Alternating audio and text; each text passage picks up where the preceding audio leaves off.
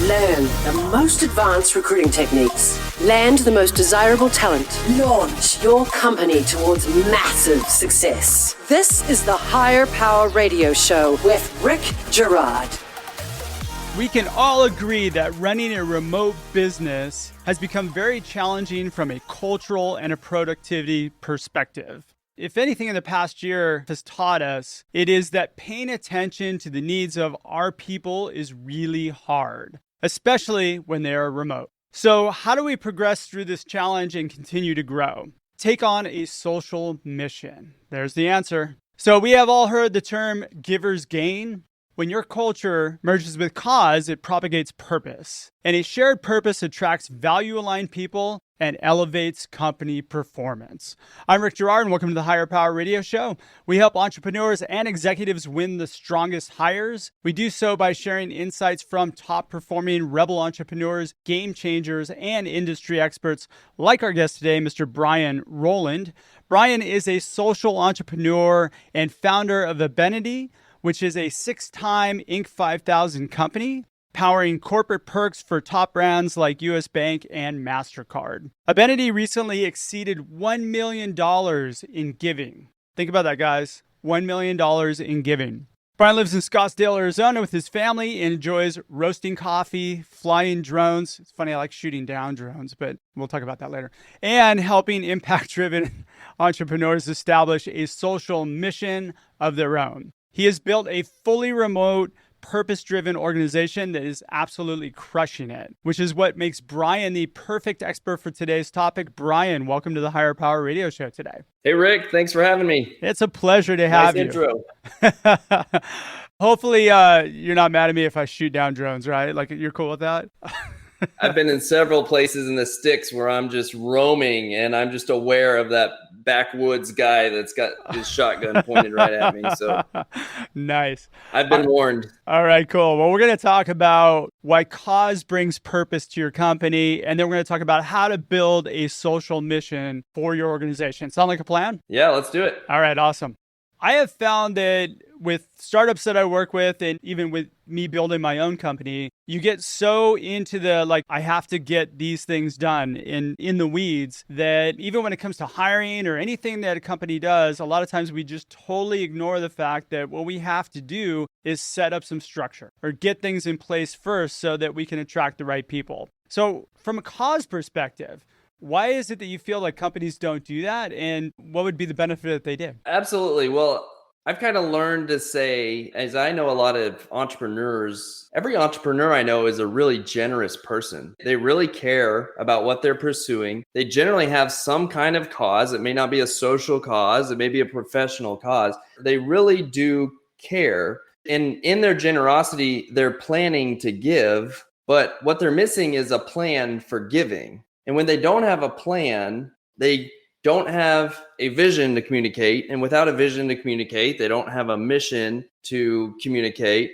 And without a mission, they aren't leading and they're not able to be a leader for the impact that they really desire. And so as a result, without a plan, good intentions is not enough. And they're just leaving a ton of impact on the table. And so what I've realized that we did and what we started 13 years ago is we made an impact plan. And from day one, we had an impact plan. And because of that plan, we were consistent. And as a result, we just crossed over the $1 million in direct giving threshold, which it took a long time. It took a decade to get there, but it was extremely intentional and purpose driven. And then there's a ton of unexpected perks that came for our business as a result of that plan that I didn't even think would happen naturally as we went. That's been really exciting. This is a really great point. It seems to me, though, that you have all these great intentions in place. We really want to give, right? But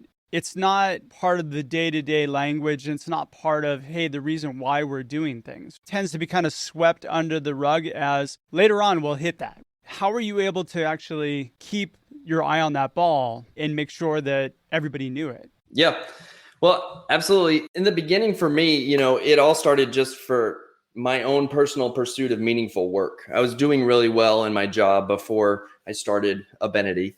And as a result of that success, It was financial success. I wasn't the boss. I was just somebody's outside sales rep, and I didn't have a lot of control. And the why am I working so hard was really difficult to identify in a meaningful way. So when my brother and I started Abenity, I said, hey, look, I don't want the day-to-day troubles that are guaranteed to happen to be attached to our mission, because when I'm down, I don't want my enthusiasm for my mission to get pulled down too. So I set our cause and our mission outside of our brand, outside of our services, outside of our product for my own personal drive and health. And we called it a social mission. This is in 2006, before Blake Makovsky had even done his Tom Shoes thing. The same year he was wandering around South America discovering the same kind of model. And so for me, we said, let's create an output to a cause for every input into the business. Let's define it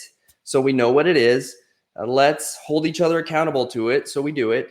And let's just go from there. And so we started taking those baby steps. What I didn't realize was that the meaningful work that I was so excited about would get adopted by my team members, and how that would create an aligned culture at our company around this cause, and how that momentum would grow all the way to building a community around a cause that includes our customers that got really excited that we were doing more than just our services, which ultimately led to a competitive advantage for our product, because people looking for our service really liked that we were about more than just ourselves. And people want to do business with people they like and brands they trust. And it built a lot of brand trust for us. And that's all a result of consistency and accountability. And so ultimately last year, once we crossed the $1 million threshold, we went ahead and published our impact report. And it shows how where every dollar we've spent over the last 11 years has gone towards the fight against extreme poverty. It's just been a really cool journey. Yeah, I bet. And you know what? So I would imagine this goes back to your core values. What I would imagine your first core value is giving. You have a purpose, you have a cause that you're giving to, and yet you probably look for that in the people that you bring on board. And it probably surfaces in the interview that, hey, look at this is something that's important to me. We see that you give and I'm a giver, and boom, I resonate with this, and that's why I want to be part of this. Absolutely. By us being transparent with our cause and transparent with our mission, we attract like-minded people. Those people are very excited to be a part of the journey with us. And essentially, there's a lot of momentum that's built up when we join our enthusiasm with each other as we go. As they should be. So why is this important for our peers, for other entrepreneurs? Why should they put this into their organization in day one? Yeah, so I think that's a question that's different for every entrepreneur, but I think there's one way to look at it that is relevant to everyone. Building a healthy culture with a fully remote team is a very difficult thing to do. You've got decentralized people. You're most likely not in the same city. You're most likely not in the same time zone. You could be very geographically diverse. And so there could be a lot of reasons that you're disconnected ultimately. And so creating a connected team when they're fully remote is a challenge. And so we found that our social mission is the glue that holds our remote team together. It gets us all fighting for the same thing. It gets us working together and communicating well. It gets us celebrating the same things. We've gone as far as to set our KPIs around cause-based outputs instead of internal revenue numbers and performance-driven. The cause output is based on the revenue, but we really focus on that output to our social mission. And so I think that as all of us were forced into some form of remote work last year, we're having to decide, okay, we all had to do remote work last year in 2020. A lot of those folks are still doing remote work in some capacity. And as the fog is clearing, they're trying to decide, how do we move forward? We know that we can make remote work be efficient and effective for our company. It could be very cost effective, could have a lot of benefits, but how do we know it's a healthy move for us long term? My concern is they currently have a false positive when they're considering, is this a healthy move for our company? Because they're like, it really worked in 2020. We all were really tightly connected and we rallied together, and it was something that we never thought could work. Everybody figured it out. And I think what everybody needs to realize is one reason it worked is because your team in 2020 had a social mission. They were fighting against an invisible enemy that no one could see, that everyone was put off by, and everyone came together in pursuit of that cause. And as 2021 and 2022 help us get into normalcy again, you have to be very aware that that cause that brought you together originally is gone, and that you had really a false positive for remote work.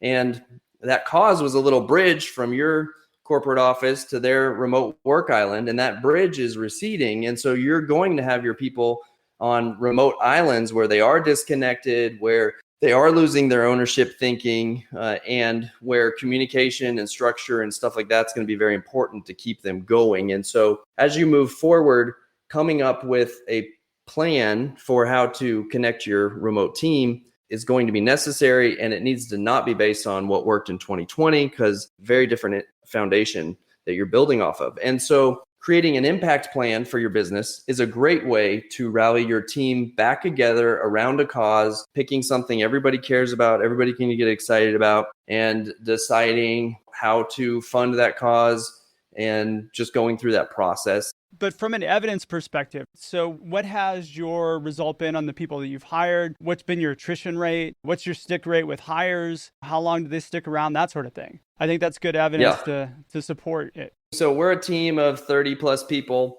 and many of us have been around since the early days, since the beginning. We typically we can go multiple years without replacing someone. Hiring is not a challenge for us due to losing people. Usually it's about finding the right person to fit into our culture. And so we have a lot of evidence to support that when you attract the right kinds of people, they stick with you for a long time. Ooh, say that again. When you attract the right kinds of people, they stick with you for a really long time. And so it's a culture fit. And one thing I like to say is when you're looking for somebody, you're looking for can do, will do, and team fit. And really what we're talking about is team fit. Will do is, are they motivated? And the social mission really helps them be motivated. Can do is really a competency question. And that's really different based on the kind of field that you're hiring for. And so hopefully you're only talking to people with the right level of competency. Will do is really hard to measure until they're doing it. And team fit is tricky as well. And so having this cause and this public, transparent kind of social mission really helps you get through those weeds, because people self-identify for the will do and they self-identify for the team fit. And so they're aligning themselves with your team in a way that helps you get that hire right the first time. You're listening to the Higher Power Radio Show. I'm Rick Gerard, your host. And for our podcast listeners, we're going to take a quick educational moment from our sponsors. Hey, check out stridesearch.com. There you'll find a link to Healing Career Wounds, which is our new book. May it be the springboard to help your company land and attract the strongest hires. Our guest today is Brian Roland. Brian is the founder and chairman of Abenity, and we're talking about building an impact model around social cause. So I know you cued in on this earlier, but let's solve this problem for our audience, maybe some entrepreneurs that are struggling with this. Where do we start? How do we build out a cause-based, I don't know if it's a program or what it would be considered, but something that they can gel with building out that culture? I wrote an article called 5 Steps to $1 Million Impact. And it took us a long time to cross the $1 million giving threshold. And it took consistency, and it took a strong commitment to a plan that we put into place. How long did it take you guys? We really started this plan in 2009, and we crossed the threshold really late 2019, early 2020. Okay. So it was 10 years to $1 million giving. So it was a consistent ramping up, low 6 figures the first couple of years, and then a couple 6 figures the next few years. And then it just continues to grow. And so it's just a testimony to the fact that consistent incremental steps can make a huge impact long term. It's one of those things that in the moment it feels small, but then when you look back, you're like, wow, look at all that was accomplished in this short amount of time because of the discipline we put to it. It's not small at all, though. The fact that you were able to just keep chipping it away at it, good for you, because most people would give up. But like you said, every little bit helps. You built an impact plan, right? Like that's your model for this. Walk me through the steps in which somebody can build an impact plan, and then let's break them down for them. There's kind of 5 steps that everybody needs to think about when they're deciding how do we build a model around making an impact that one engages our team and brings them, and then you decide who else do you want to engage. Do you want to engage your suppliers, your industry, your customers, your community? Like, who are you making an impact and sharing your impact with? And so step 1 is really just define your giving model. This can be a number of different things. Step 2 is create a social mission statement. So put words to what you want to do. Step 3 is to share your impact story. That's essentially sharing your social mission. Who are you going to share it with? Is it just going to be something for your board and your investors to know you're doing behind the scenes? Is it something you're going to rally your employees around and get excited about? Is it something you're going to spread even more far and wide? Our social mission is for everybody to know and discover and join in and help us fight in that cause. By the way, there's really no point in hiding it. The more you hide it, the more impact you're leaving on the table as well. Now, some people think it's risky, but we aligned ourselves a decade ago in the fight against extreme poverty. It's the United Nations #1 sustainability goal. There are still 500 million people on the planet who are spending half their day traveling for clean water that is dirty from our standards. And that water is still making them kind of sick. And those 500 million people are, instead of going to school and working on their career, they're just getting water. And many of them are choosing which of their children they're going to get to feed today. That is the picture of extreme poverty. It's not like the poverty we experience here in the US, which is also important to address. But extreme poverty is something that the United Nations will have eradicated by 2030. So we're closing in on that. So you pick something and you commit to it. And that's a big important step. Next, step 4, accountability. So who are you going to share it with that holds you accountable? So for us, my brother and I are equal business partners. And so he's obviously an accountability partner, and we're both committed to it. Our whole team is always anxious to learn what are we able to do. And our CPA all the way down knows not to report any numbers to us from a distribution standpoint that doesn't reflect the giving before it shows us what our net take home is. And so we just keep that separate from the get-go. And then 5 is, are there any blockers that's preventing you from getting started right away? And there shouldn't be, especially if you're building out a new company. The only blocker is really you, right? If you're in startup mode, absolutely. But if you have investors, your investors are going to be committed to plans you already had. So you might have to go to your investors and say, hey, I want to rally everyone around this new social mission. And your investors might say, okay, well, once we hit X dollars of profitability, then we can start giving from that profitability to the social mission. That's probably why it's really important to bake that in before you take investment money, right? Yeah, well, that's a whole nother conversation, bootstrapping versus outside capital. And we've chosen the bootstrapping route, but that's not always an option. Yeah. And you might have a commitment. You're like, we need to hire these people before we can start giving away money. And that's okay to say, these are goals we need to accomplish before we can execute our giving plan. That's just a part of it. Just communicate that to your team as you're doing it so everybody's on the same page. And that allows you to get started right away. All right, cool. Let's go back to the giving model, which is the first plan, defining your giving model. What criteria do you use to define your giving model? It's very individualized. So You've got everything from the Tom shoes that we all know, which is kind of buy a pair, give a pair. They're doing it a little differently now. They've shifted to a percentage of profit, which is the way we do it.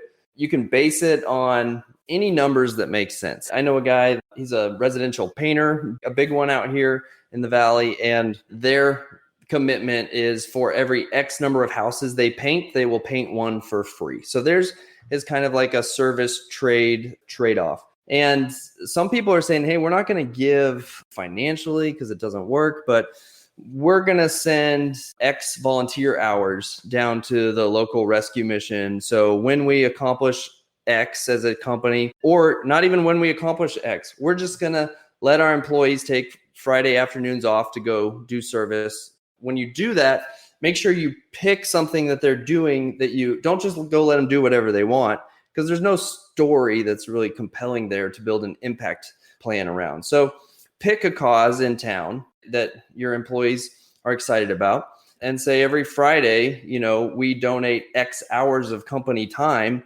towards the serving the local rescue mission or whatever it is. So your giving model can really be anything that works for you.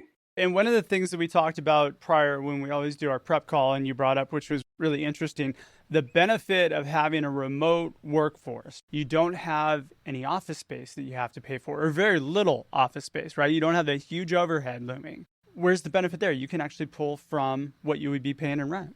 Absolutely. So I think the opportunity right now for people that are going to say, hey, let's stick with the remote thing is you have a bunch of fixed expenses that you've had to deal with in the past that are now being freed up. It's a perfect opportunity to select a percentage of those savings or a fixed number of that savings and say, we're going to give this much from our savings towards this new impact plan. It's a perfect way to get started. It's a way that doesn't hit your bottom line right away because of the savings. And it's a fantastic starting place. I think it's a kind of soft toss for starting an impact plan. Yeah. And I would imagine you probably won't get that much resistance from investors if you're saying, hey, we're taking part of the profits from like what we pay in rent. And the investors are going to be very aware of the cultural risk of trying a new model. The hardest part of any kind of M&A deal is the integration of the new company. And so that's a cultural problem. And really, when you're switching from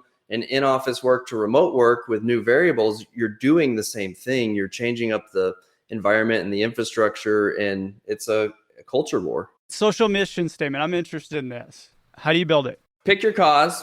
From there, it's a matter of communicating it. This can be your own words. Our social mission. So Abenity runs corporate perks for companies. And so we say, hey, perks are about people. The reason you want perks for your company is because you want to reward your employees for being a part of it. You want to give them an incentive. So perks are about people. And that's why we sponsor children living in extreme poverty with the programs we deliver. With this commitment, we're communicating a powerful message that whether you're an employee at a Fortune 500 company or an orphan in the developing world, we want you to know that you're valuable, what you do matters, and you can make a difference. This social mission statement has not changed since day one for us.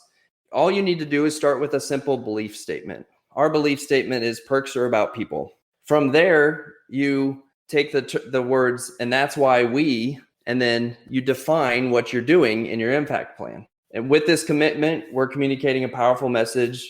And then that's kind of how you underscore why it's important that you're doing this. That's a really great mission format that everybody can use. I think we'll have that in the show notes. Yep. It's on brianroland.com in my 5 steps to maximize your business impact article. It's a good starting place for drafting a mission statement. We're getting pretty close on time. What would be 2 or 3 key takeaways you can give the audience they can plug into their business today, Brian? Absolutely. So key takeaways with anything in business. The one thing that I see people fail as a result of all the time is they don't show up. Yep. So just show up, take action. Or start for that matter. Yeah, just get started.